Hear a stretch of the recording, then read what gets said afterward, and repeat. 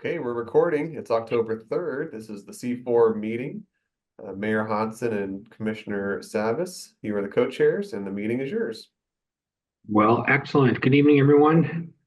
I hope everyone's enjoying a beautiful beginning of fall weather we're having. We're going to do the Pledge of Allegiance. So if you all wouldn't mind standing and doing that, that'd be great.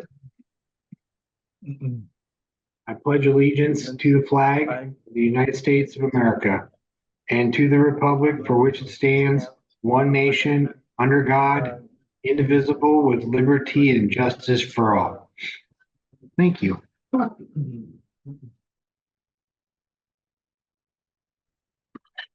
right, well, we'll just do a quick round robin on introductions.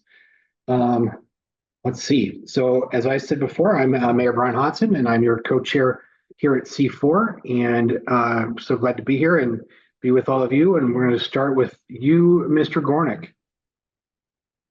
Hello all, Paul Gornick representing sanitary districts. I'm from the board of Oak Lodge Water Services.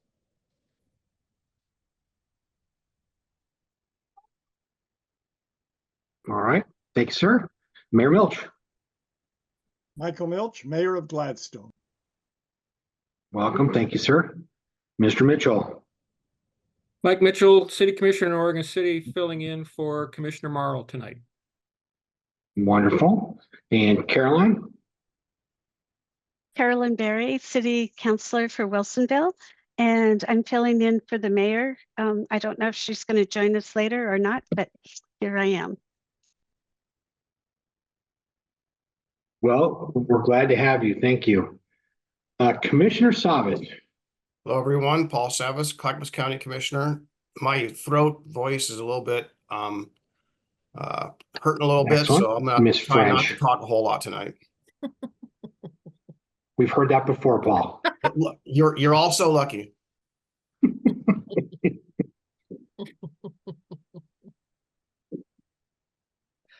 Oh dear.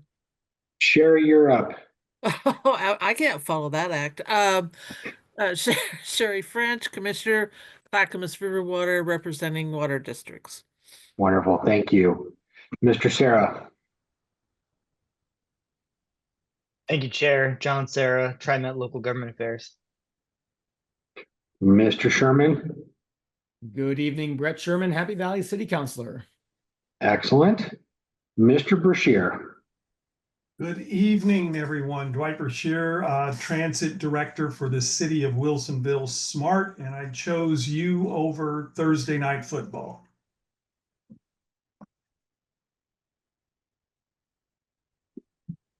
As did I. But this is way more entertaining, Dwight.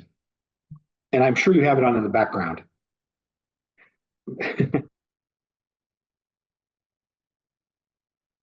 All right, Vahid.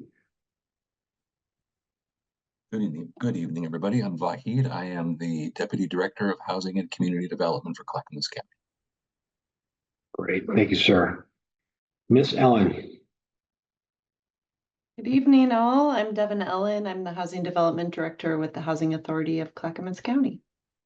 Wonderful, thank you for being here. Mr. Hilliard. Yes, Mark Hilliard, Hamlet of Beaver Creek, representing the Hamlets.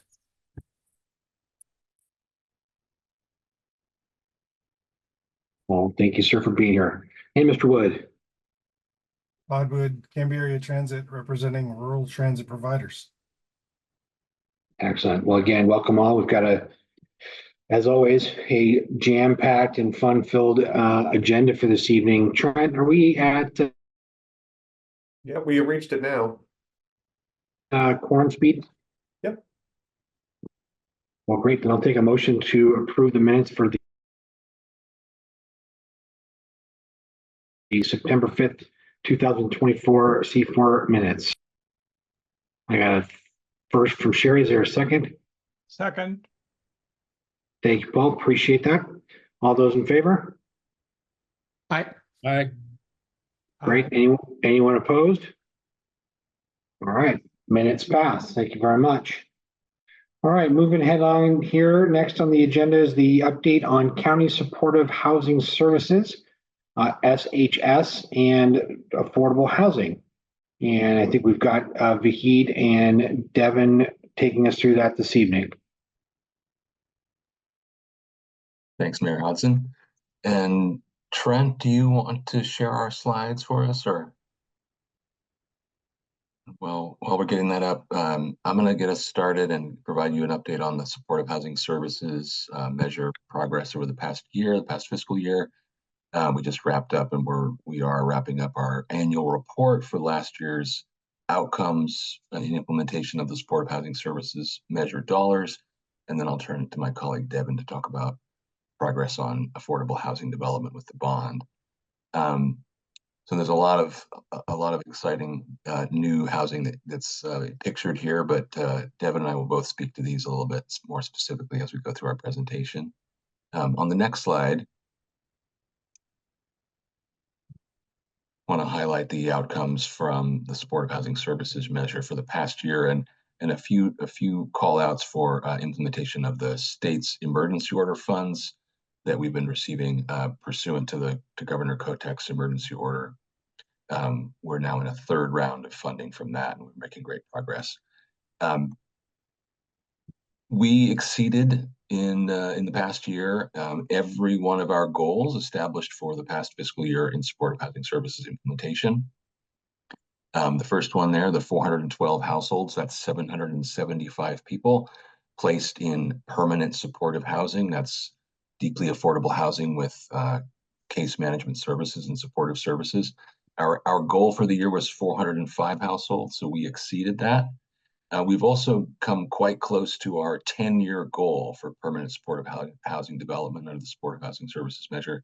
There was a regional goal of 5,000 new units of permanent supportive housing to be created with these funds over the course of the 10-year measure, and Clackamas County's portion of that goal was 1,065 units. We are within less than 100 units of reaching that goal, and we will reach it early this fiscal year. So that's exciting progress. This is the best practice intervention for those folks who are experiencing chronic homelessness with disabling conditions. So these are really some of the most vulnerable people that had previously been on our streets, and they're now in housing with support. Rapid rehousing, this is shorter term support for folks who have had a shorter experience of homelessness. Our goal for the year with SHS was 120 households. With SHS funds, we housed 196. That exceeds our 120 goal quite significantly. And it's 456 because we also, using emergency order funds, housed 260 households in rapid rehousing. And eviction prevention, these are folks that are currently housed but are struggling to pay their rent. They might be facing an eviction due to poverty or falling behind on their rent payments. We again exceeded our goal with eviction prevention. 1,408 households received eviction prevention services. Our goal for the SHS year was 625. 1,228 of those households were supported with supportive housing services funds. The balance, about 200, was supported with state EO funds. Next slide. We received a NACO award, a National Association of Counties award this year for our coordinated entry system, the CHA, the Coordinated Housing Access Program. We were the only county in Oregon to receive a national NACO award this year, and it was for this very successful program. Over the last 3 years, more than 27,000 assessments were conducted with the Coordinated Housing Access Program. This is the system where people who are in need of housing supports, either they're housed and struggling to pay their rent. That is actually the majority of people that call the Coordinated Housing Access number. More than 60% of our calls come from folks who are housed but are struggling to stay housed, but also people who are homeless, and we connect these folks with the best available resources and programs to meet their needs. Some new emergency and transitional shelter programs, some really exciting developments here.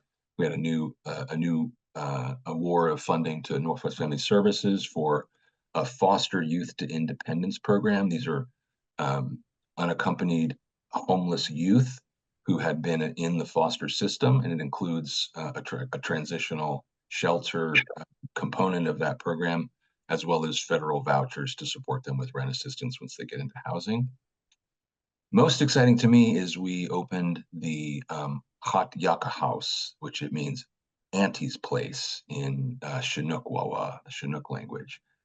This is a new culturally specific family shelter for families experiencing homelessness who identify as Indigenous. It's operated by the Native American Youth and Family Center, or NAYA. It's on the campus of Northwest Housing Alternatives in Milwaukee. It is opened, it is beautiful, and it is serving households now. This is the only culturally specific family shelter for Indigenous folks experiencing homelessness in our region, and according to our research, in the United States. So Clackamas County should be very proud of that progress there. We've got a lot of new permanent housing that has come online over the past year. I'm not going to steal Devon's thunder. She'll talk more about some of these things, but for our programs and the parts of these that are funded by supportive housing services, with Las Flores in Oregon City, there's 9 new units of permanent supportive housing there. At Good Shepherd Village and Happy Valley, of the 143 units, 58 are permanent supportive housing to serve folks coming out of homelessness. And at Mercy Green Bay and Lake Oswego, of the 100 units there, 40 are permanent supportive housing for households exiting homelessness or at risk of experiencing homelessness there, with a partnership with the Lake Oswego School District, which is really innovative and exciting. This is a success over the past year that came from this group. This was a concept that I think emerged at your retreat on the mountain in the summer. We talked about the cities and the needs cities are experiencing uniquely, and we issued a notice of funding opportunity to cities in the end of last calendar year. 11 cities responded. Those are all listed there. All 11 cities were awarded funds: Milwaukee, Lake Oswego, Happy Valley, West Linn, Gladstone, Oregon City, Wilsonville, Canby, Molalla, Estacada, and Sandy. About $4.9 million of that was supportive housing services dollars. Those are the cities that are in the metro urban growth boundary. For Canby, Sandy, Estacada, and Molalla, we used other sources of funds that are not restricted to the urban growth boundary to support their projects.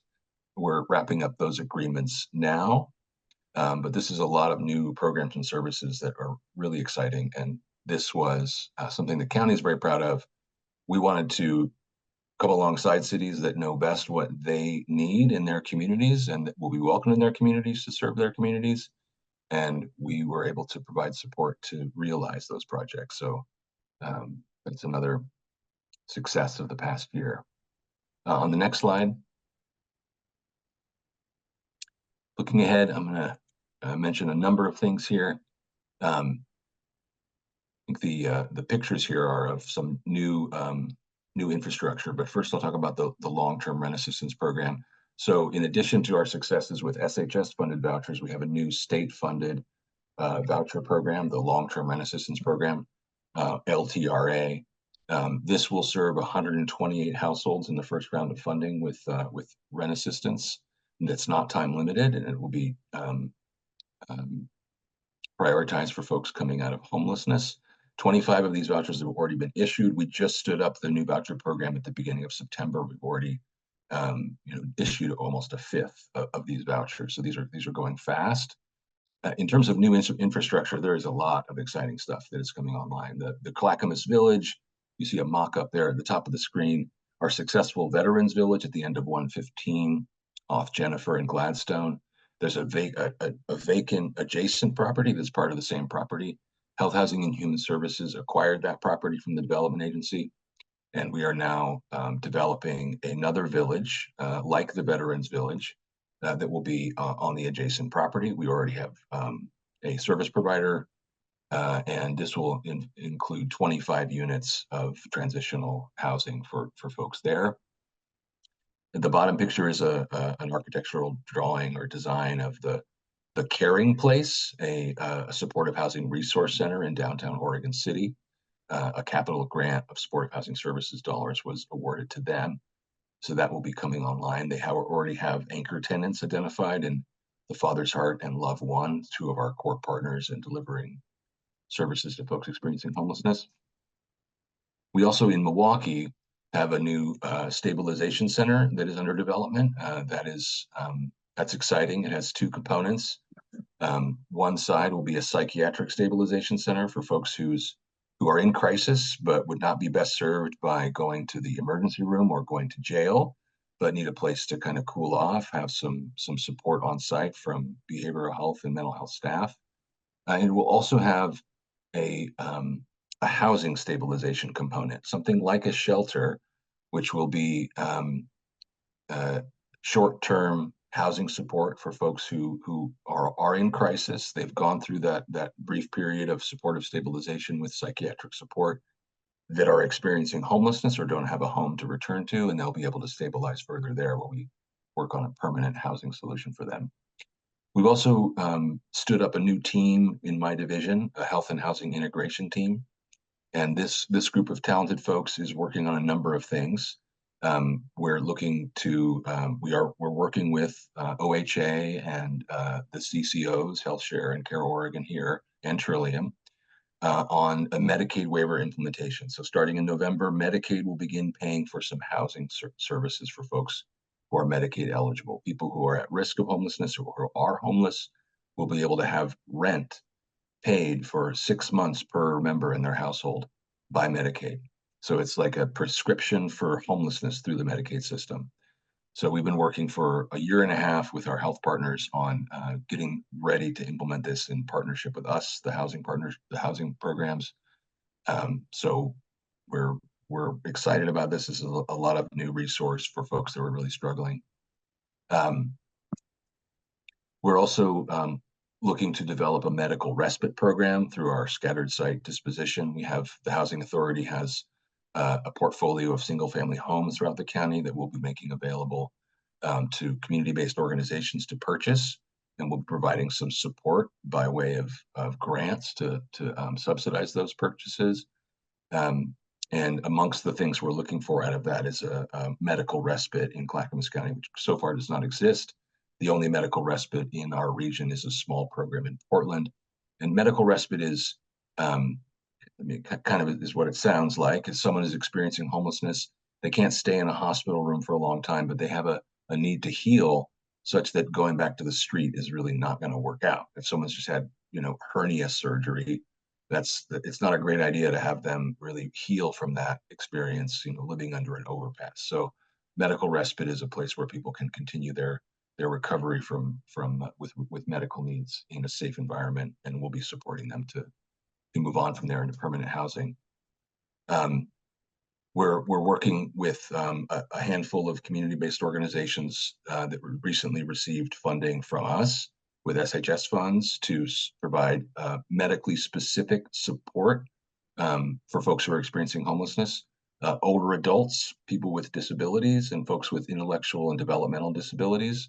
We're contracting with a couple of local nonprofits to provide kind of medically enriched housing navigation and support to folks who are homeless and meet those criteria.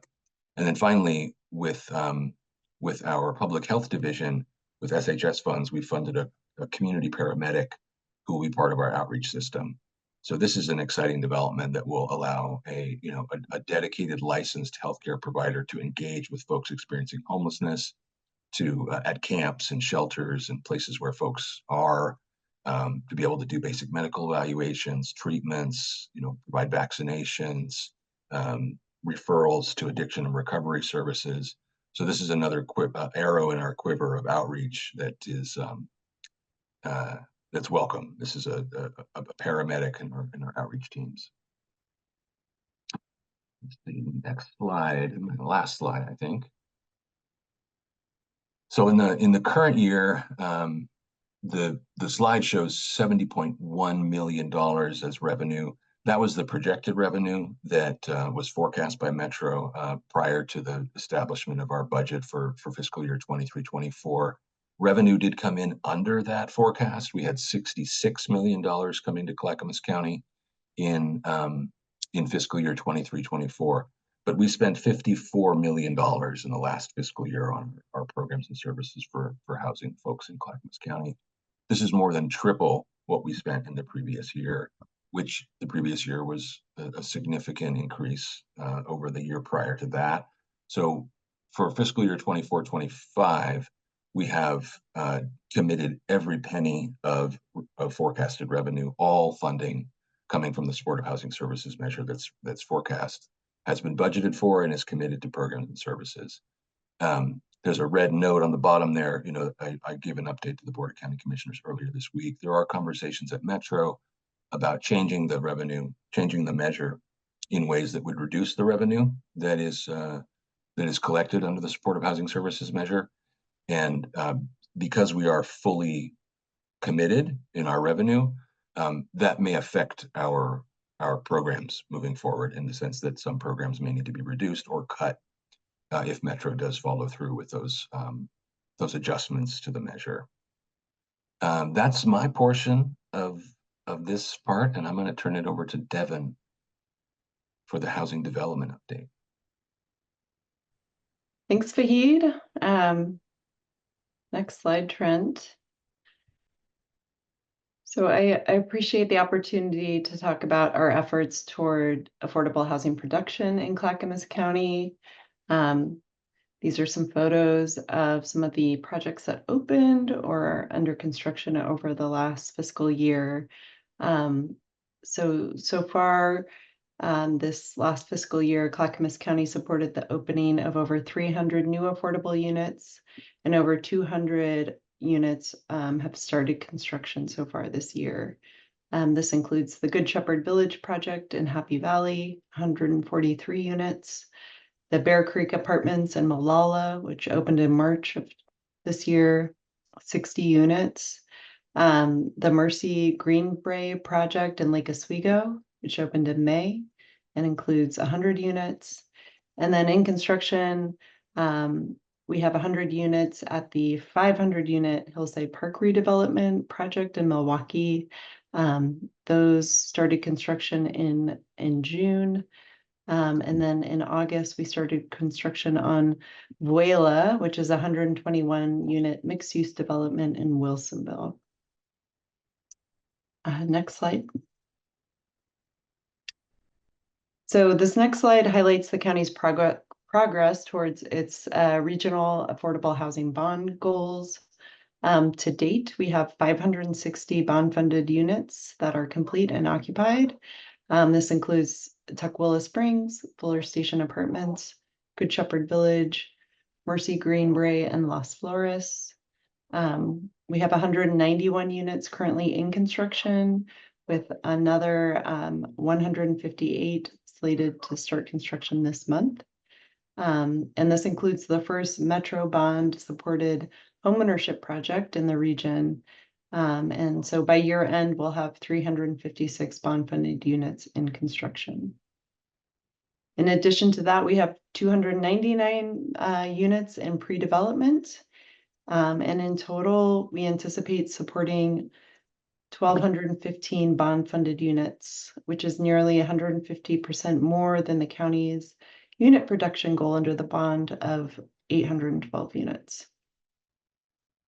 Next slide. With all its affordable housing bond funds allocated, Clackamas County will have a total of 10 bond-funded projects consisting of over 1,200 units located in Happy Valley, Gladstone, Wilsonville. We've got 2 in Milwaukee and 2 in Oregon City and 2 in Lake Oswego. Next slide. And then, as we discussed at one of our previous meetings and Vahid touched on, the Housing Authority is repositioning its public housing. And just a reminder, this essentially means converting the subsidy it receives from the federal government from public housing, which is, the subsidies attached to the unit itself, to Section 8 subsidy, and that can be attached either to the unit or to the tenant. And this conversion allows the Housing Authority to redevelop and densify its public housing campuses, which are primarily located on large underutilized plots of land, and then also to sell its unsustainable single-family home portfolio to organizations that have the expertise and resources to better serve our most underserved community members. So that's the scattered site portfolio that Vahid talked about.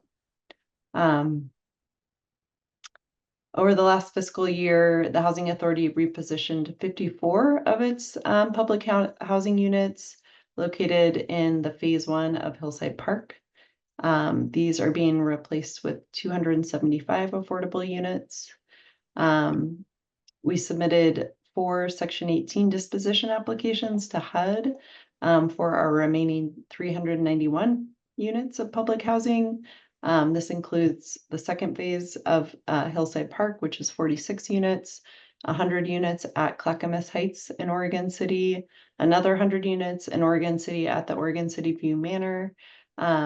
We'll be replacing these units with 225 new affordable units, and then we plan to sell the Oregon City View Manor property, and all of those sale proceeds are restricted by HUD for use towards supporting affordable housing development. So we'll use that for the redevelopment of Clackamas Heights. And then we have 145 units of single-family homes, our scattered site portfolio. These are scattered throughout Clackamas County. We've done outreach to the individual cities to kind of talk about our plans, which is to preserve as many of these units as is feasible, either by selling the units to a community land trust to provide affordable homeownership opportunities, or to community-based organizations to provide recovery-oriented housing. So we just received Section 18 approval from HUD for the scattered site portfolio last week. And we expect to receive approval for the remainder of our public housing by the end of the year. In October, the authority plans to release 2 solicitations, one seeking proposals from land trust partners interested in acquiring scattered site units to support those affordable housing opportunities for homeownership, and then one seeking proposals from community-based organizations specializing in recovery-oriented care who are interested in acquiring a scattered site unit to provide recovery-oriented services. And, we plan to pair the supportive housing funds with the recovery-oriented solicitation. And then we're bringing other resources to the table to support the affordable home ownership opportunities. And I think that is the end of my presentation. Should we open it up for questions? Great, thank you both very much.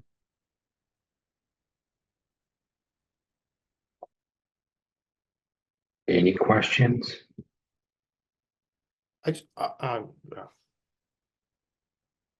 Yes, Councilor Sherman. I'm just curious, you talked earlier about some changes to the funding mechanisms via Metro and that could impact funding. Do you have any estimates as to what, or any idea what that could look like, or is that still kind of up in the air? Yeah, thank you. I will, I'll add a link in the chat in a second to our presentation to the board that we provided earlier this week. That does have our best available information as of now about what range of impacts that could have. But just to be very brief, because it'll be in the documents. One sort of the lowest end, Metro is considering indexing the income tax to account for inflation by, if at the beginning of the measure, $125,000 per year for a single family earner was high income, maybe with inflation that should be considered 130 or 145, right? So indexing it up, that would reduce Clackamas County's portion by about $5 million. And at the other end is some consideration of both indexing the personal income tax and lowering the rate at which individuals, high income earning individuals or households are taxed by up to 30%, which would have for Clackamas County at the far end of the range an impact of upwards of almost $17 million less revenue per year. But I will put the link to that assessment in the chat. Very good. Is that just to free up other funding mechanisms for other things? I mean, you don't have to guess on that if you don't know. I'm just kind of curious why. Yeah, me too. Okay. Commissioner Savas was a part of this conversation. I mean, I am a little bit at a loss as to why, but so I'm not going to editorialize. Very good. Thank you. Mayor Milch. On the public housing repositioning, I know there was talk that people who are currently living in one of these facilities that's being remodeled or changed would have a place somewhere else. How is the timing working on that? Are people that currently are in some of these scattered site homes, are they going to be inconvenienced by another group coming in, or is the timing going to be planned in such a way that there won't be gaps in the availability of homes to people that currently have housing in either a multi-unit place or a single family home that the county owns? Yeah, great question.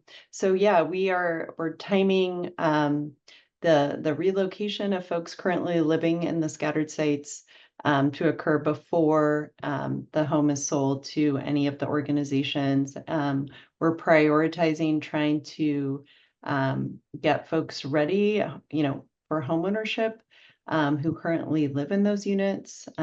So we, through our the Housing Authority's Moving to Work initiative, we've signed up 25 current public housing residents for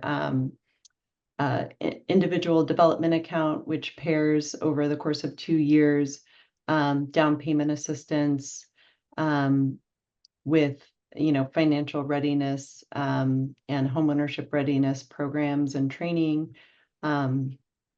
So we know that there's a number of folks interested in purchasing the home that they live in, and we'll prioritize those folks first. But certainly, we can't, under HUD rules, do anything to the unit until the household is relocated.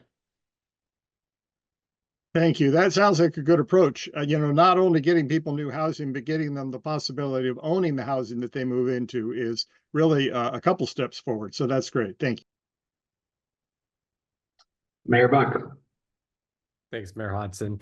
And Mayor Hodson, myself, Mayor Milch, the mayors have been so involved in this conversation. And whenever we discuss it with the mayors from the other two counties, I mean, the work, Vahid, that you and your department are doing, I mean, really shining star in the region, and folks are really complimentary, and it is not going on in this way. The cooperation and the partnership is not happening in Washington and Multnomah counties, and the other mayors are very envious of what is happening in Clackamas County. So I mean, it's really good work. You guys are doing a phenomenal job. And not to put you in the, Councilor Sherman asked such a good question with, really demands kind of a political answer, and the supportive housing services measure is going to expire, and so that's the whole impetus that something has to go back on the ballot. And the political question is, it's all around the negotiation. So Metro, it was a negotiation the first time around. That's why it's expiring. And so there's interests that want to see the tax rate lowered.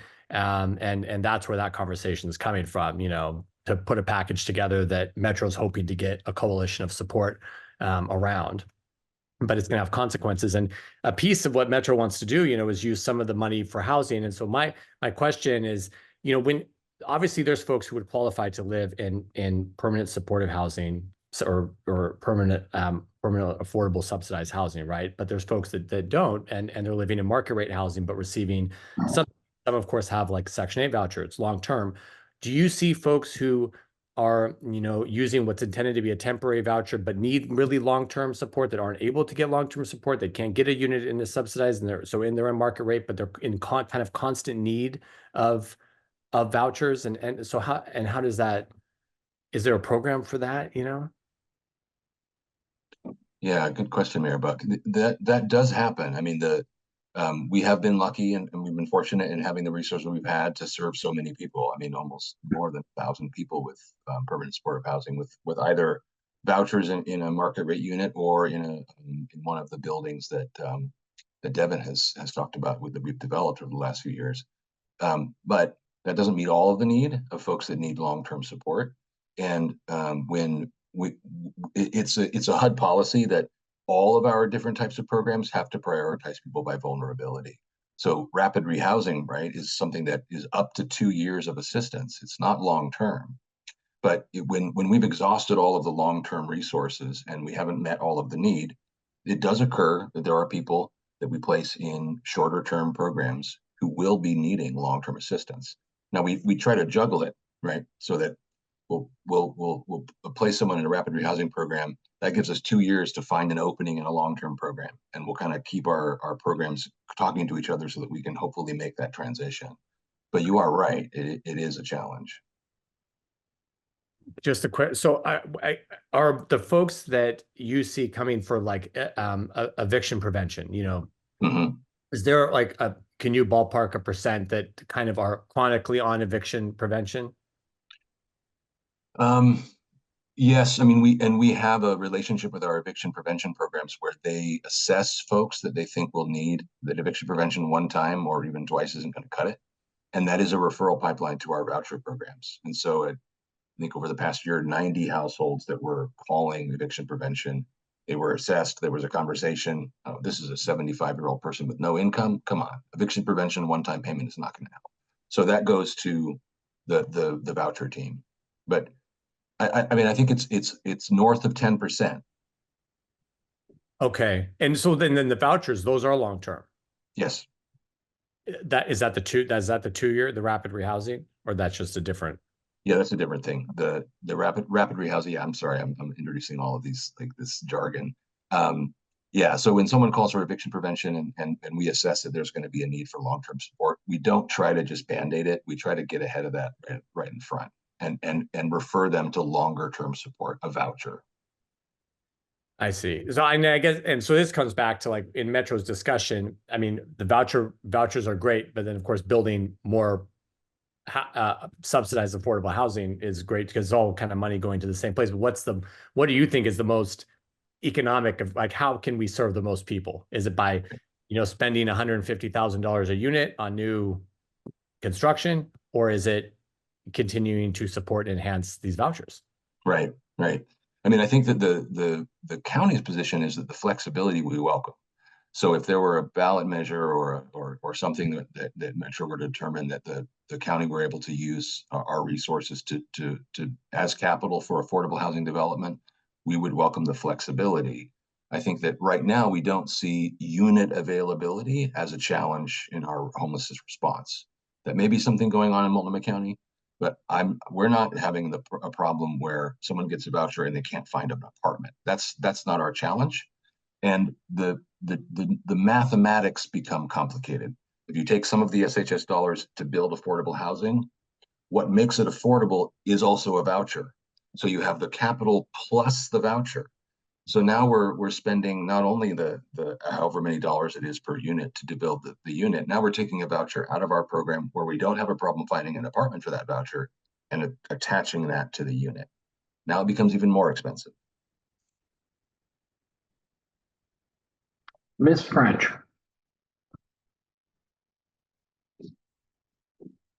Sorry, I'm sitting here reading. I guess what I wanted to say, well, I had some questions, but they've been answered, is I applaud the individuals in Clackamas County that are working so diligently on these problems. I mean, tonight, I am amazed. I think that the Clackamas County is doing much better than statewide. I don't have figures, but I really don't care. Seems like the people in Clackamas County are more attuned to the plight of others, and just because you need assistance doesn't mean you're I don't know. I just have to say good job. The awards, I'm really impressed with the numbers.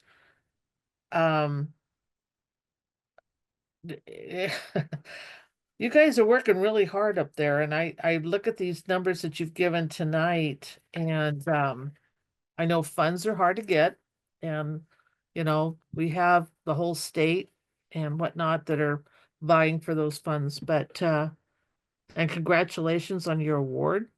Good job. You know, the due diligence you guys are doing. I know when sometimes people look and I say, oh, well, you only got, that X amount of numbers. Well, you know what? If one person is given a home and a chance, that's awesome. Only takes one. And moving forward. Good job, guys. Commissioner Savas. Yeah, just to talk about this metro effort, and I want to remind everyone, it's not a 5-year measure. One would think that at the speed of light that Metro wants to move on to change everything and reshuffle the deck, one would think it's a 5-year measure. It's a 10-year measure. So we have another 5 years to go, and we're sorting it out. And we're really proud. The Board of County Commissioners is really proud of what our staff are doing. And I couldn't say any more about how happy we are that we're making progress, but we're also identifying gaps, and we're also identifying other things that the system needs, that we need the state's help. And so when we first learned of this effort by Metro to reconfigure everything, I just think it's premature, and we ought to be waiting. And we sent them a letter asking to be more involved, because for those of you who run a business, or you have a certain expertise and a skill set, a certain field of whatever your profession is, someone relatively new that's detached from it doesn't really understand that. So I'm just afraid, while maybe there's all good intentions all the way around, perhaps, we're not really relying on the people that are really doing the work. And, some of my colleagues, or if not all of my colleagues, some are taking a deeper dive. I too have been taking a deeper dive in what those gaps are. And I would think that really what we need now from Metro is their help, to saying, help us lobby the state legislature for take another look at civil commitment, which is, I'm told, is going to be happening.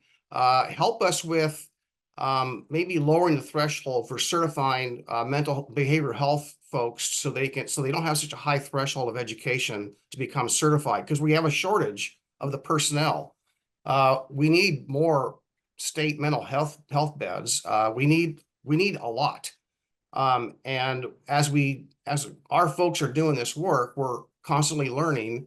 And it would seem that some of these things, certainly their policy at the state level, and obviously, building a mental health facility or adding more beds is capital cost. But that's something for the state to bear. But be mindful that this amount of money we have in the metro region, the rest of the state doesn't have. And we're kind of upset. The Board of County Commissioners talked about this on Tuesday, and we received an email response back from the Metro president saying, oh yeah, we'll have a roundtable, we'll have a discussion. And yet they're making moves now. So by the time December comes for a roundtable, they've already got it all cooked up. So I don't know. I would just ask you to reach out to your Metro counselors that and say, hey, slow down, involve us. Look at the good work. Look. I mean, I don't want to point out to all the bad stuff, or maybe the areas or the governments maybe aren't doing such a good job, but we can all learn from each other. So it's not about saying we're doing a better job or they're not. I think it's about learning from each other and figuring out what works, and just refining and adjusting as we go as a region. And it doesn't feel like that's happening. And I just wish that, again, they would actually take us more seriously, so that we can have that forum to work better together, as opposed to Metro Council working in isolation, because that's what it feels like. They're working in isolation and not really involving us. That's my 2 cents. That's my political minute. Thank you. Thanks, sir. All right. Any other comments? If not, I'm going to say, Vahid and Devin, thank you so much for your presentations and just the hard work that you guys are doing there to make sure that this is moving in the right direction. So thank you. Great job. Thanks, Mayor Hodson, and thanks, everyone. Thank you all. All right. Next on our agenda is reactions to the Joint Committee on Transportation visit that went on in Happy Valley. And Trent. Thank you. Yeah, happened to open us up here. First, I want to say is going to enlighten us. Yeah, first I want to say great work on all the things that you did stemming from the C4 retreat, where you worked together to build the values and outcomes document. I think that that was incredibly impactful for how you all showed up on the last Thursday, essentially. There were 3 events that happened throughout the day. The first was a tour that started out of Happy Valley City Hall, really focused on what I'll just call the Sunrise Corridor area, maneuvered through up and around the town center, and then kind of worked its way back. It was really focused on ODOT projects, especially like within that area. There's a lot of ODOT ownership in there, culverts, maintenance of the road, safety around certain intersections.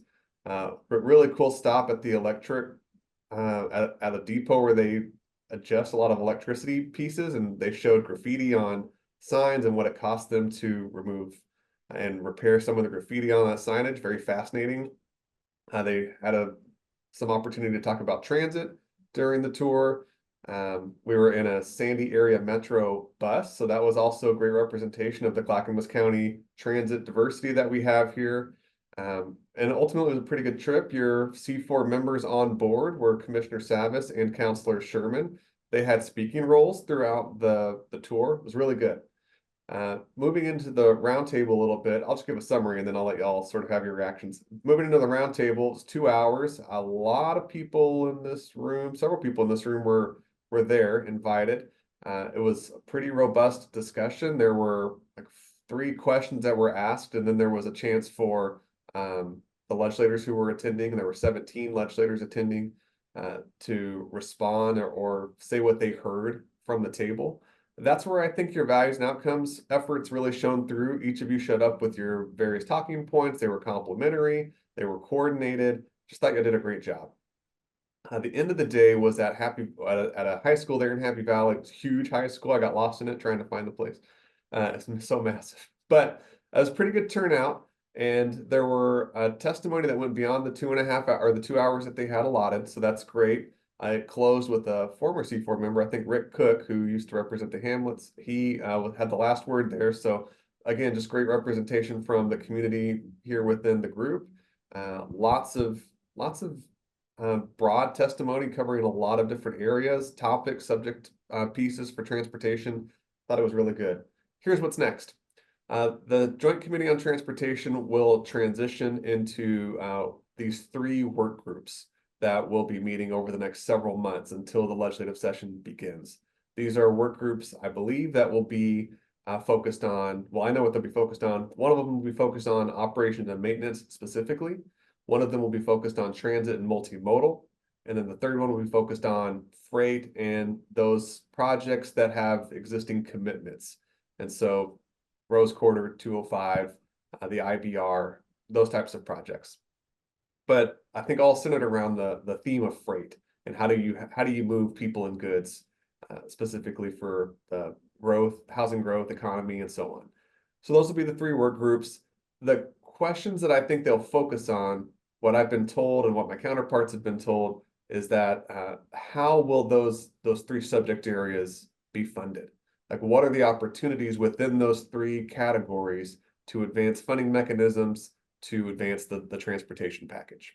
So I think they will focus on the priorities. They will be topical, and I think there will be a lot of opportunities to talk about like what are the priorities within those 3 work groups. But ultimately, my expectation is that they will get to some sort of consensus gathering that bake the first draft of the transportation bill that we'll see sometime in the late winter or early spring of 2025. So sort of with that, I want to open it up for y'all to sort of react and talk a little bit about what you heard and maybe even transition some of that into what you want to start working on as a result of what you heard. So it can be concerns or opportunities, what you learned maybe that you didn't know before walking into any of those meetings.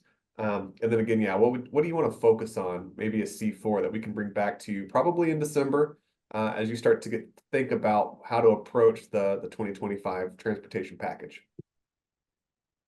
If I may, Trent, thanks, Brett. I was just about to call on you to maybe put out some of what your take on the whole day was with the tour, and then any follow-up that you might have heard from that. Good, I appreciate that. Yeah, I mean, it's hard to gauge when they're like on tour 11 of 12, how they were engaged. And I thought the bus tour was a good opportunity to really get a lot of one-on-one time with them, had a chance to chat with many of the legislators about kind of the issues we have. And I think that, being on the ground does make things real. It makes it more tangible than just numbers on a page. And so I thought that was helpful. So I think the bus tour was a reasonable use of time. I think the roundtable, kudos to those that spoke. We did have really consistent messaging around the importance of completing what you started. Completing the projects from HB 2017. Having funding that's stable and indexed and reliable. The importance of the 50-30-20 split. So I think that the legislators did hear that loud and clear. Their feedback at the roundtable as well, did really kind of mirror those comments about having sustainable and predictable funding. They understand the need of trust and transparency. They did also talk about finishing those projects. I think that was good to hear. I think maybe the disappointing part, the frustrating part, the issue that I see is, having ODOT right out of the box having like a $1.2 billion a year shortfall just for operations and maintenance. And I think the comment was made, and I don't remember who it was, and I apologize for that, but it was something to the effect of, to cover that shortfall in a 50-30-20 split type scenario over a 2-year biennium, you've got a $5 billion shortfall that you need to have double that. So you need $10 billion just to cover the operations and maintenance shortfall. So that always kind of feels like the piece that is a huge hurdle to overcome, and also an easy argument to say, well, what can we do? Just throw your hands up. What can we do? So I think that ultimately most of the feedback was really positive. I think maybe Rep. Reschke and maybe Senator Boquist were really the only ones that had kind of the, you got to prioritize first. You got a bucket to work with. You really have to work within the bucket. We're not looking at really growing revenue too much. And I think it was Senator Boquist that made the comment that, hey, if we were going to fix this by raising the gas tax, we'd have to raise it $1.90 a gallon to balance the budget, which is a flawed argument. It's a misleading argument because nobody's making the argument that we're just going to use gas tax. It's about a suite of revenue, opportunities and situations. So kind of an easy way of just derailing the conversation potentially. But all things considered, I thought the conversations were good. I think it was they were engaged and interested. I was not able to go to the high school for the testimony, so I didn't hear what the public had to say there, but I would assume it was probably more toll and bigger picture stuff than kind of specific to the Sunrise Corridor. But nice to have a lot of Sunrise Corridor opportunity for discussion. Paul, anything to piggyback on that? I would just say that the other two things that came up, and we can maybe talk about them a little bit more, but after we see some hands, but a lot of discussion around transit, where it is, where it isn't, the transit deserts issue. And maybe Dwight might want to talk about that a little bit, and Todd. The other one was the commute shed. I think we were trying to share the point that we are getting people that are moving farther away because of housing. I know this is transportation, but they're moving farther away where housing is affordable, and they're driving into the commute shed, and that's really what's plugging up the metro region. And I would characterize it as while we're building a lot of housing, we're outpacing the infrastructure to keep up with it. So we're not really right sizing everything. So that is the big thing. And by the way, I did go to the roundtable in Hillsborough on Friday, the day after, and boy, did they say the same thing, but in spades. But they talked about it because they know it from their neck of the woods. We talked about, Hood River and Southwest Washington and all the people coming in to Clackamas County, Marion County, Yamhill County, and so on. But they went even further because they know what's happening. They have the same infrastructure issues as well. And what was the other one? I'll think about it, but anyhow, all that coming back to the infrastructure and the commute shed, and we just are not keeping up. I think Senator Frederick, because he's lived here a long time, his district's Portland, but and he knew Estacada, but he was stunned. He was actually stunned, and he basically said it in so many words that the growth in the neighborhoods was way more intense than he had thought. And here we are, we're in the Sunrise Corridor area. We're in some of that road between Rock Creek Junction and 172nd. The roads don't look like metropolitan roads. They don't look like roads that would go to the fastest growing city or cities in the state. And so I think it was a great eye opener for those legislators who don't know Clackamas County. But I want to hear from you all as well. Thank you. Mayor Milch. I thought that the elected officials who testified in the evening program at the high school did a great job. Mayor of Wilsonville, the two commissioners from Oregon City, Mike Mitchell and Adam Morrill, and Julie Fitzgerald also brought, there were 3 citizens from her city that had some well-organized presentations too. Even Commissioner Scholl from Clackamas County talked a lot about, the need for accountability if new taxation is involved.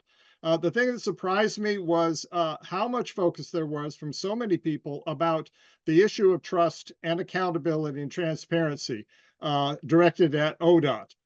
It's not surprising that we have one more statewide agency that is shown to be less efficient than we hope it would be. We've seen that with the unemployment department and public defenders and all the rest. So the funds contribute a lot to that difficulty, but it was emphasized much more. I hardly heard the word tolling at all. There were a few people who kind of thought, we're still trying to fight that, but it was a lot about the gas tax and VMT and other funding methods rather than tolling.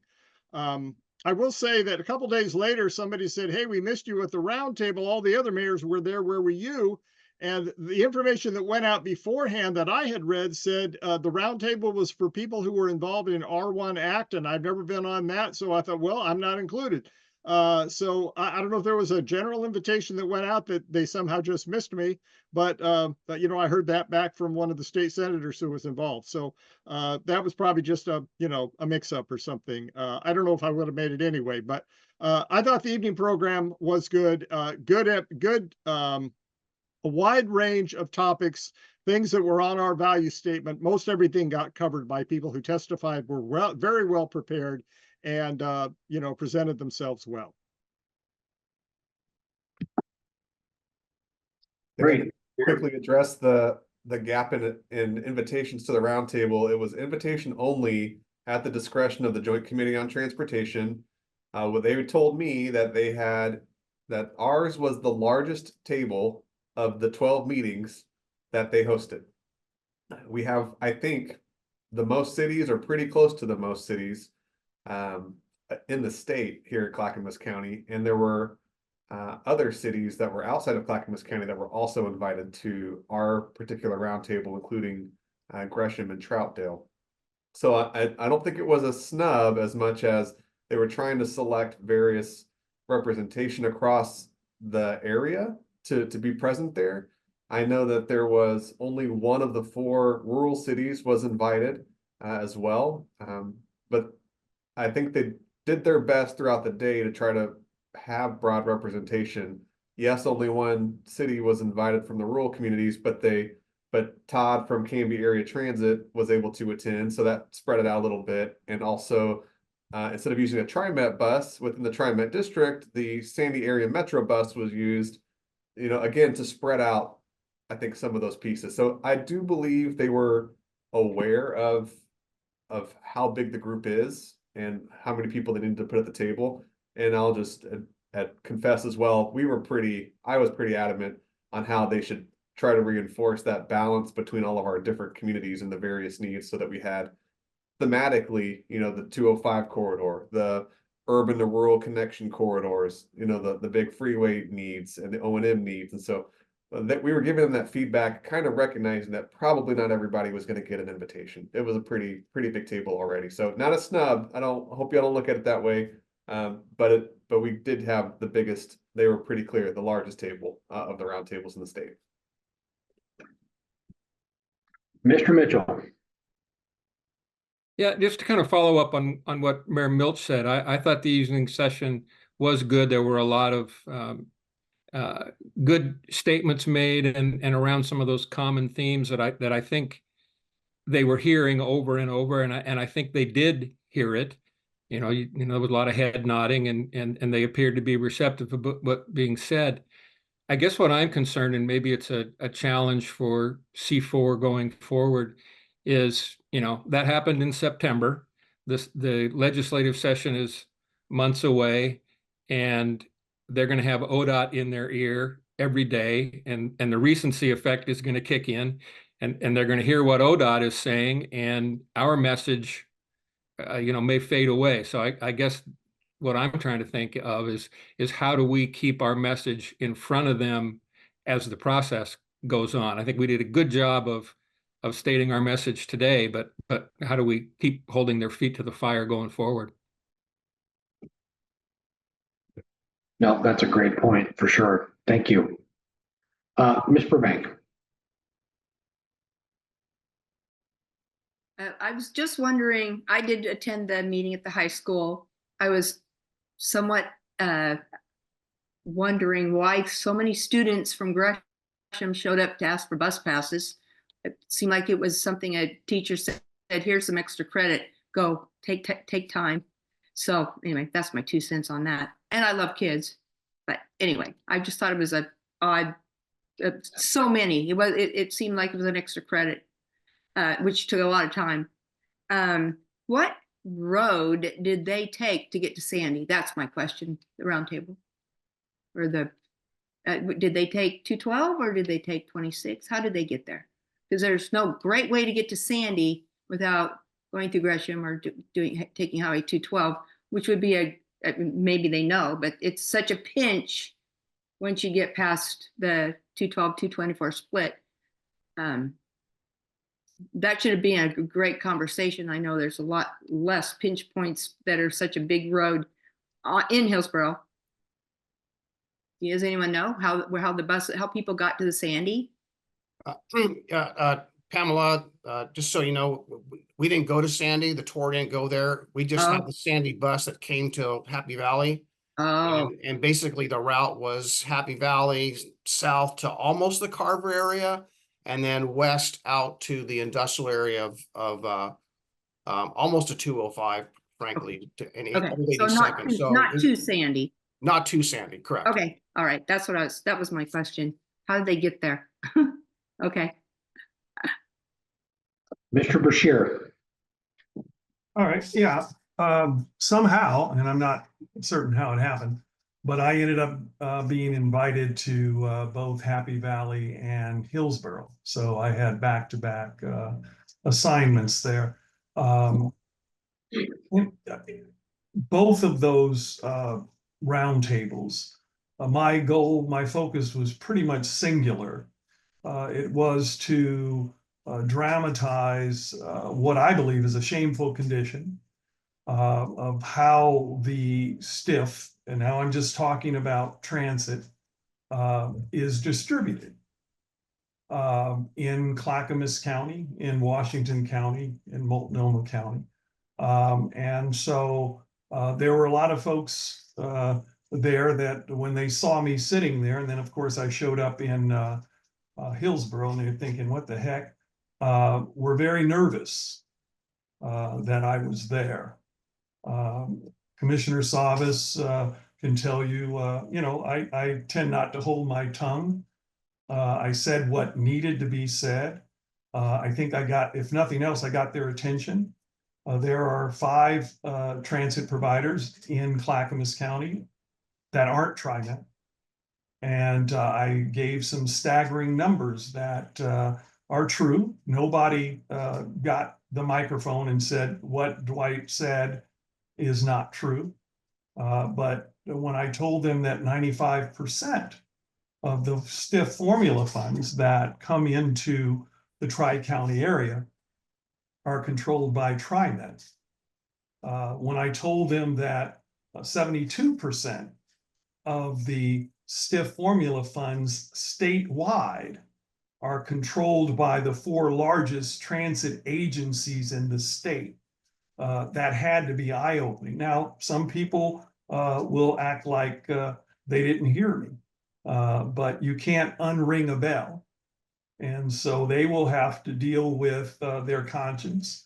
And I challenged them, everybody in the room. I said, if anybody in this room thinks that that is okay, then I have an issue with them. And I don't, elected official or transit executive, whatever, doesn't matter to me. What's fair is fair.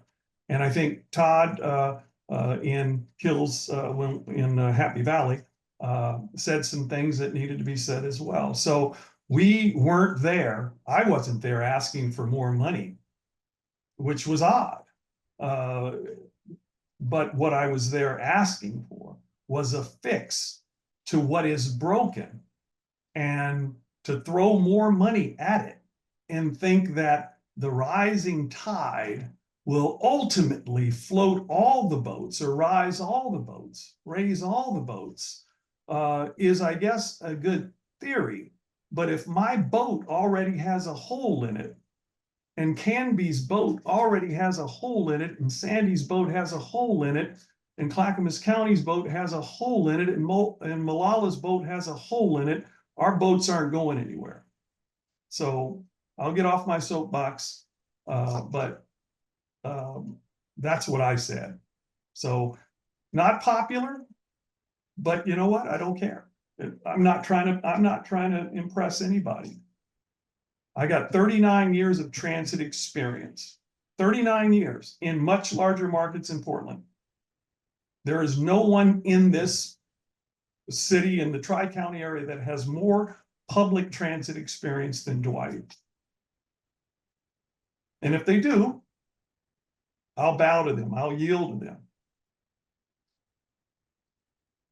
They don't exist, not in this Tri-County area. So I may work in Wilsonville. It's a small transit agency, but we're doing incredible things.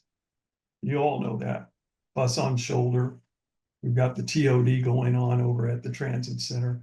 And electric buses, all of those things. So we're doing things that we're not supposed to be doing, but I'm not smart enough to know that. So anyway, I'll leave it there. Off my soapbox here. Thank you for listening. Thank you, Dwight. I appreciate it. Caroline. Thank you. So, yeah, everybody should listen to Dwight. He runs a really great ship here in Wilsonville, and it's in the black.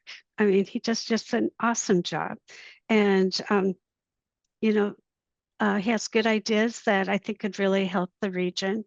But I also wanted to, I didn't get to attend this event, but I just think that it was a really good idea to do the bus tour and show people, what's happening in Clackamas County so that they can see firsthand. Because it's one thing to read about something, but to actually experience it makes a big difference. So I know that that takes resources and time and energy, but I think that was well worth it.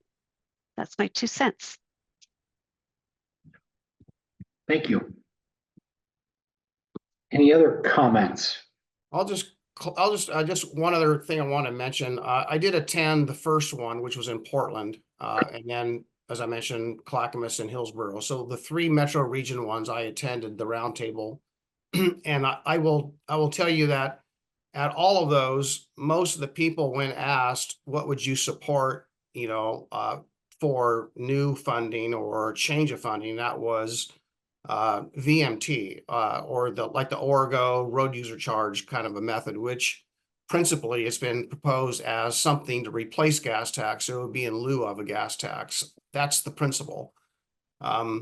The other thing is that tolling really didn't come up much at all at the three. There was only one person I know of that suggested that we put tolling back on the table, but I can tell you at the beginning of all three, I did not hear any other elected official but one say that. But clearly there was a lot of people that were dissing tolling based on all the research and the learning experience we went all through, including some folks in Washington County. So I just want to just share that with you, that that was refreshing. It was refreshing to hear, again, our colleagues in Washington County, again, echo what a lot of other people are echoing. A road user charge is the most equitable way and fairest way of raising new funds for transit. Other things came up like a delivery tax and vehicle registration fees and so forth. So it's not the only thing that was mentioned,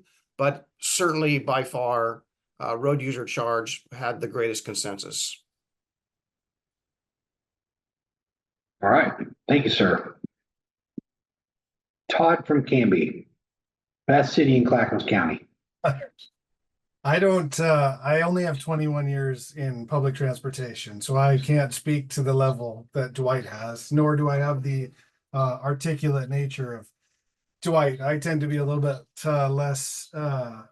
less politically correct. So I apologize ahead of time if I offend anybody. But I also attended and I also spoke, and I spoke very similarly as Dwight did about what I see as a massive inequity in the STIF program. I don't know if you as cities fully understand the ramifications of this program for public transportation. The idea of it to bridge gaps and to help the last mile was a fantastic idea, and it's not happening. Maybe a few places in the state, but really all it's become is a secondary tax for four major transit systems. It's such a disaster that it drained out almost all the money from Columbia County, and almost all of their transit service is gone because of the way the STIF program is implemented. TriMet controls all the purse strings, and I'm not trying to hit TriMet. TriMet didn't build this, though they did lobby for it. But this, according to them, and this is a direct quote, and Dwight will back me up on this, this is their money. And they control their money, and they will decide how their money is used. And we go to the trough of TriMet, and we beg and plead for what little we can get. And they come up with new rules and new ideas. They just demanded that they do forensic audits of the transit systems that are getting regional coordination money, and the transit system said no, and they said fine, we're going to change how we do this entirely, and we don't care what you think. The program's broken and it needs to be fixed. And if you outlying rural agencies really want to start to get transportation to your cities, you need to look at the STIF program, and you need to look at the way that money's going, and you start fighting for that money to get to that last mile service, because otherwise it's just going to continually get absorbed into new packages that TriMet has for their contracts and stuff. It's not going to benefit you in the way you think. Clackamas County lost some service during the new program they just rolled out. We didn't. Yeah, there's areas that aren't served the way they used to be served. Clackamas County had to pick up the slack in several areas to try to reserve areas. So again, apologize for the rhetoric, but I keep fighting this. This program needs to be fixed. And it needs to be reallocated appropriately so that it's actually serving its purpose. It really isn't right now. And them trying to go get more funding for this program when this funding doesn't work the way it's supposed to now, to me, it's just really disappointing. So I will stop there. Thank you, sir.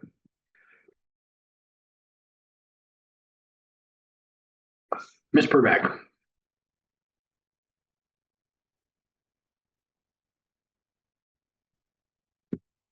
I think you're muted, Pamela.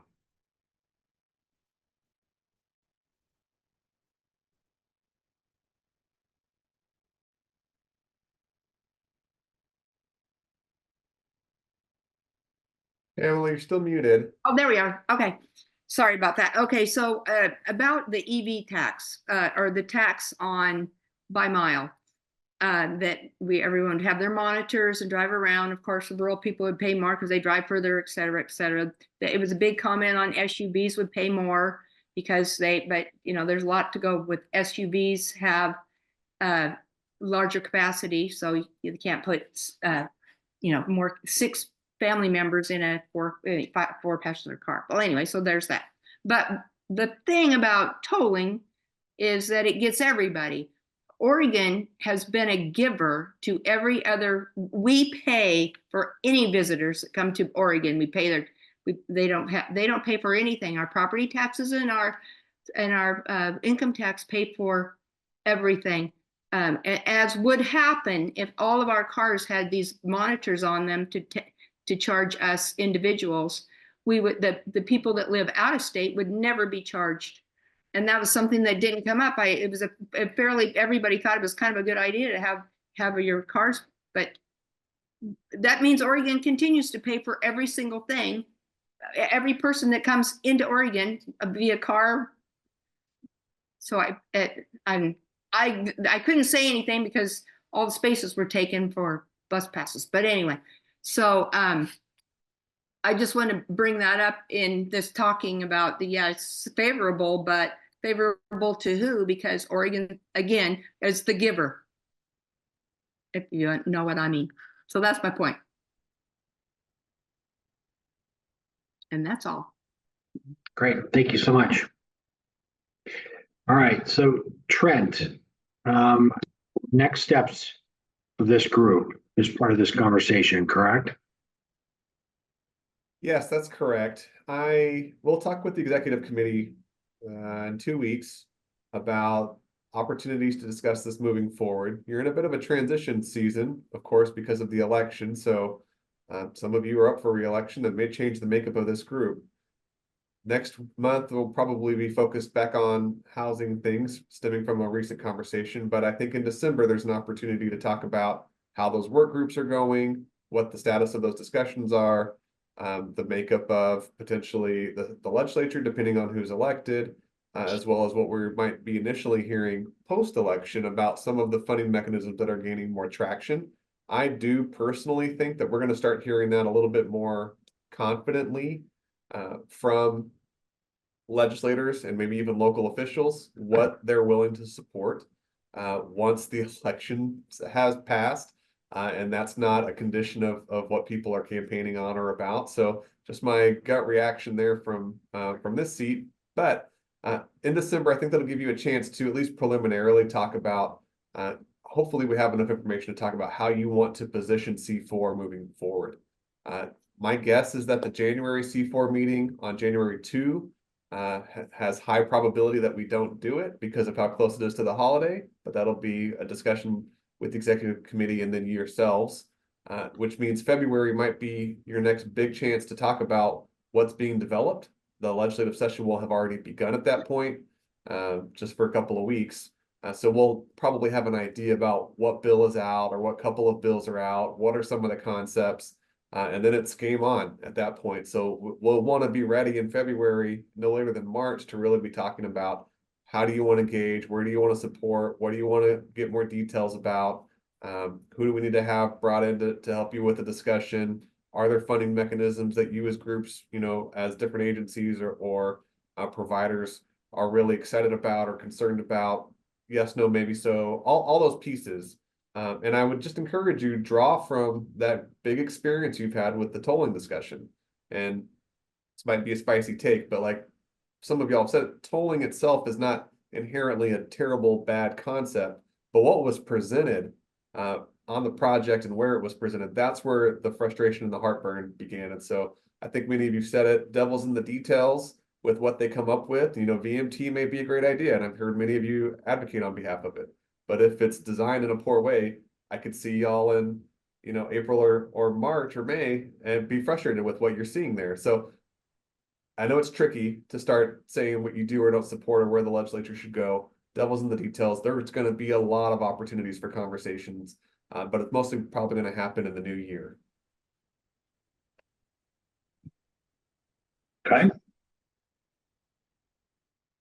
Mayor Mulch. Well, the only support for tolling that I've heard much from people is feeling that the 205 bridge and the interstate bridge to Washington need to be tolled because, as Commissioner Savas reminded us, a lot of the people that are part of this commute shed in the Portland metro region are people in Washington. We have metro, and the metro region includes Clark County, but the metro government is only the 3 counties in Oregon. And whatever strides they've made in encouraging population density and good proximity to services and transportation and public transportation, all the rest, it results in fewer vehicle miles traveled driven per person in those 3 counties. But when you add in Vancouver area in Washington County or Clark County, you don't get that same level of conservative driving. So, if we're gonna, as Pamela said, if we're gonna get any funding for these people outside the state, it might be through tolling on the bridges that bring people from Washington into Oregon. Yeah, I'm going to build on that a little bit and also kind of build on Pamela's point. There's a concept, and it wasn't discussed at any of the roundtables, but there's a concept that was thrown out here a while back about what if every entry point into Oregon was tolled?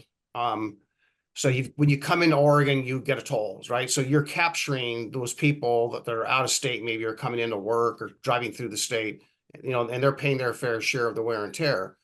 But if the people that are residents of Oregon, if they're registered with a user fee, they would not be subject to the toll, hypothetically. So you're really capturing at the entry points people coming in and through the state, probably just in. You don't need to worry about it when they leave, but you're just capturing when they come into the state. It's a concept, but an interesting one. But I think that's the way we do capture, again, that interstate traffic. And I wish, in other ways we could capture some of the other things that out-of-state users basically absorb, services they absorb. But I won't go into that right now. Total different subject. I'll stop there. Okay. Trent, what else on this topic? I think you're good. All right. Then I'm going to move us on if everyone's okay with that. We're going to go into updates and other business. JPAC, anybody?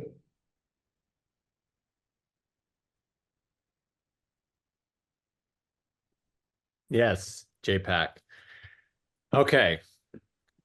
Well, we've been focused a lot on the on this, RUFA package, and the phase 1A projects. Clackamas has well, all the projects. So there's the big projects, right? And there's the bonds that are coming up, and they want to rebond for new projects. There were 2 projects out of Clackamas County writ large that made their way onto that list. One from the county itself, of course, that's the Sunrise Corridor, that kind of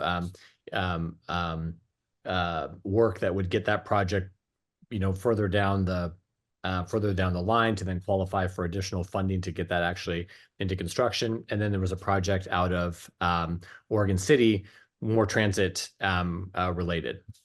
And then, of course, there's the other RUFA projects. And let's keep in mind, this is like not really that large of a pot of money. I say this reminds me of like when our city manager gives our budget committee like $1 million, and out of a huge budget, everyone just spends the entire time fighting about this $1 million pot of money because it's the only thing we actually have any say over. I mean, obviously that's not technically true, but anyway, so everyone puts it. I mean, I don't know, Commissioner Savage, it's like this like massive amount of, it's like billions of dollars of projects that people submitted for like a pot of 60 million. Anyway, they go through a process, and obviously there's tons of projects from all of our jurisdictions, in that list. And now Metro is going down through their process of figuring out. But the bigger question is these more significant projects in the I think in that 1A portion of the RUFA. And I know Commissioner Savis and I will be fighting to make sure Clackamas receives its fair share of that money. Yeah, we also, one other thing with JPAC, we also had a presentation from TriMet on their safety program. And I think we're going to try and have that at C4 Metro, perhaps, maybe a condensed version of that. But yeah, conversation there. And unless Councilor Lewis wants to add anything, I think that's Christine there, but I'm not sure. But I really do hope that the flexible funds, this RFFA, that's what it stands for, Regional Flexible Funds. Metro has kind of put some constraints on there that the feds, because federal money, the feds really don't have those constraints. They're supposed to be essentially flexible. So we're just hoping that we're not out of the gate ineligible by the constraints put on in the criteria setting for that. So that said, Mayor Buck and I will be working side by side on this. Great. Commissioner, you picked me out correctly. Sorry, I'm coming back from a good housing lecture. I would just add, the feds don't really have anything called regional flexible funding. What they do have is a couple of programs that we blend together. The largest of them is called CMAC, and that's congestion mitigation. So while, yes, we want to be as flexible as possible, at the end of the day, every single dollar we want to see is congestion and bringing fewer congested car trips on our roads, whether that means we're doing multimodal or freight, like we've definitely developed the programs over the years for transit and those other two programs. So the only thing I would add to the JPAC report is that we are moving the timeline up for approval of our JPAC agenda for the transportation package at the legislature. While originally we had decided we were going to just take the vote in November, we've moved that vote up to October in order to make sure that we have time to really work it in preparation for session.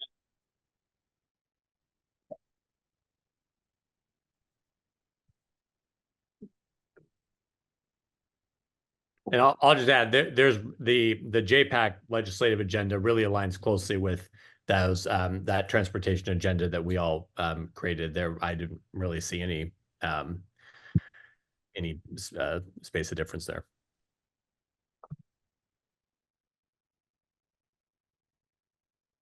All right. Thank you all. Appreciate that. MPAC. Buck, you want to take that or shall I? Yes, go ahead. Very good. So the last meeting was the UGB update meeting. So it was the staff recommendation on the potential expansion for the UGB. And so, just as a reminder, every 6 years, at least, Metro goes out and does an assessment of whether or not we have enough land for, 20-year housing and job growth. And, it's so it's a pretty convoluted process, and just because of the timing, I think we only had actually one submission of this time around, and so ultimately the COO recommended that there may be a need for land, and really the determination was really about the need for larger parcels of industrial land to potentially attract larger opportunities, and at the same time based on kind of growth projections, whether they use a low, mid, or high point for growth projections, there's the potential that we do need some additional housing units in that area as well, on the west side as well. And so with Sherwood's proposal, it seemed like all the I's were dotted and T's were crossed. And then when the recommendation came back, the recommendation was going to be that there were some additional conditions of approval placed on Sherwood that would require higher density housing, just some constraints that I think caused a little indigestion just because of all the plans that they had already spent a significant amount of time creating, and this was kind of in the 11th hour they would change. So MPAC had an opportunity to weigh in on this. Of course, MPAC is just an advisory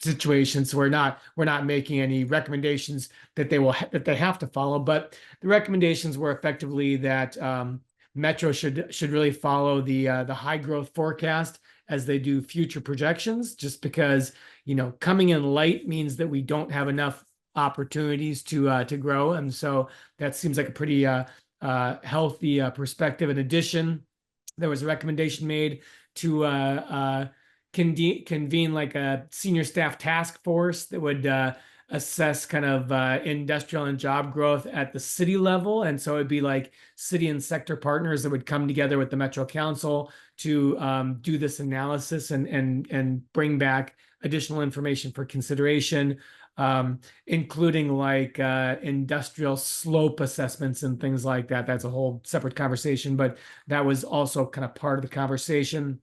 And then ultimately, MPAC did recommend that the expansion that Sherwood requested should be approved without any conditions of approval. So we kind of decided that Metro's recommendation was above and beyond really what is required. You know, because again, a lot of situations, and this is my editorializing, the assumption is that cities just can't do it unless we put guardrails on it and say this is what you have to do. And so I think that was whether that, you know, what happens with that ultimately, you know, hard to say. And then we had 5-minute presentation on the garbage and recycling system facilities plan. This is the one that's going to increase the cost a buck or two, and that also has caused a lot of indigestion. So that was just a very, very quick conversation. Mayor Buck, anything to add? No, I mean, that's it. I mean, a big part of the, you know, in Sherwood, I mean, I mean, Councilor Sherman did a great job describing this conversation, but, you know, there's concern that, right, we know the need for housing is real. So there's no disputing that. And of course, industrial land and job growth. But there was real concern that, I mean, we now as cities, right, we all have the requirements, the state requirements, and under House Bill 2001 and House Bill 2003, specifically 2003, to create plans that address a variety of housing needs at all levels of incomes in our communities, and plans to ensure that we're driving towards those goals. I personally, and I think others agree, didn't see a need to layer on additional regulation at the metro level when we already have the state regulation in place.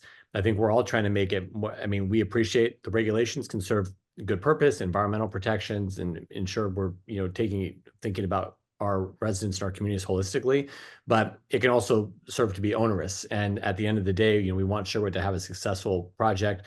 I feel like it's a project that's going to meet their community needs. And I really feel like it's so important that cities, local communities know that their voices are really leading these discussions. Otherwise, what community in the region is going to want to go through an expansion where leaders from other communities get to tell them how their community is going to be planned? I mean, it's just like, it's going to be a no-go. So we should all be grateful that the community of Sherwood has gone through what we know is an incredibly difficult process to put this thoughtful plan together, to work over years, to not have their council in upheaval, right? To not be recalled, to not have some referendum on the ballot against it.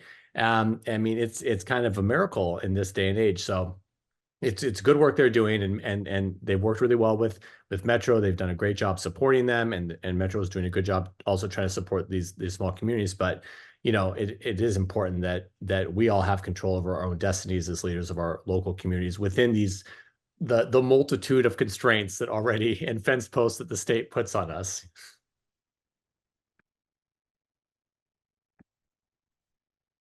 All right. Anything else on either of those? All right. Any other business? Seeing none. Oh, sure. Counselor Sherman at the wire. Oktoberfest in Happy Valley, Saturday the 5th. Come on out. We're gonna have a big tent, lots of beer, wiener dog races, oompa bands, debauchery. It'll be a great time. So come on out. We stay up until 8 o'clock at night, so it's good. That's my ad. Thank you. Oh, I'll buy the beer. If I see anybody, I'm buying your beer. Okay, good to know. And I'm sorry, the date on that was what? October what? 5th. Okay. Paul's weighing in on Damascus, which I don't even think exists. So, all right, I will take a motion to adjourn for tonight and give us 9 minutes back. So moved. Is there a second? There is. All those in favor? We are done. C4, great to see everyone. Have a great October. We'll see everyone soon.